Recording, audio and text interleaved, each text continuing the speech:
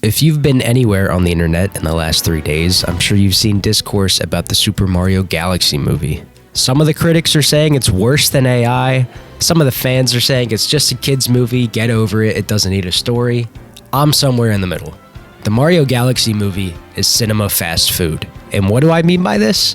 Well, there's little moments of character arcs and plot beats that could go somewhere in the first act, but by the second and third act, they don't really get fulfilled because we're going at a breakneck speed. They split the characters up so they can go on their little side adventures and meet different Nintendo characters and have them cameo, when really they could have just stayed together and that would have made more sense for the movie because they're apart for maybe 10 minutes and then come back together on the same planet anyway.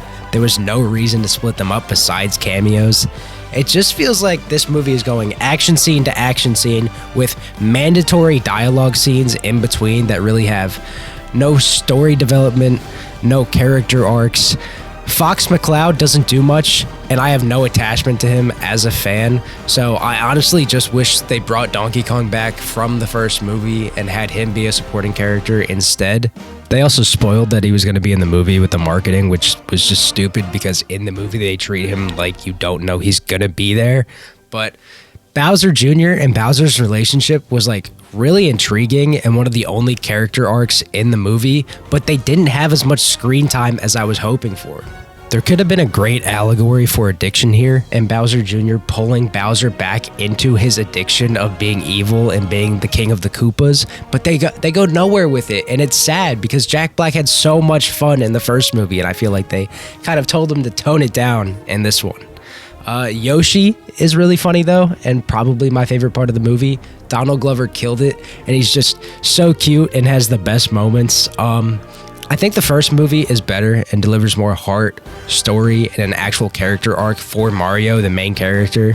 This movie is kind of just Mario wants to help Peach because he has a crush on her, and all it does at the end is get resolved with a kiss on the cheek, which we don't even know if that's like platonic or not. The cameos and Easter eggs are great. It's the main reason I went to see the movie. It's a cute movie, and the animation is insane. Like, there's some scenes with puppets that I thought were real at first, but it was animation.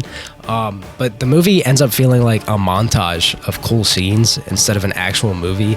And I feel like I was more forgiving with the first movie because there was that arc of Mario trying to prove himself, and you had the family scenes and you had scenes in New York.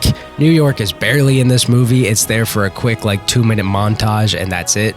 Also, it's the Mario Galaxy movie with one of the richest stories in Mario history, and your main like princess from that game has maybe 2 minutes of screen time in this movie. She's the damsel in distress. You could have made Peach the damsel in distress and had Rosalina go on the adventure with Mario and Luigi and Yoshi instead, but you didn't. And I don't know, man. I think this movie was enjoyable, but it was a little boring at points. It felt a little bit tedious, and it didn't really feel like a movie. It did feel kind of like a bunch of TikTok clips that I would just be scrolling and see scenes from the movie. So overall, I think my enjoyment level is like an 8, but as a movie, I'm going to give this a 6 out of 10. I think you should go see it and, make your own opinion, form your own thing. But overall, I'm a little bit disappointed, especially after how much I love the first movie, even with its flaws.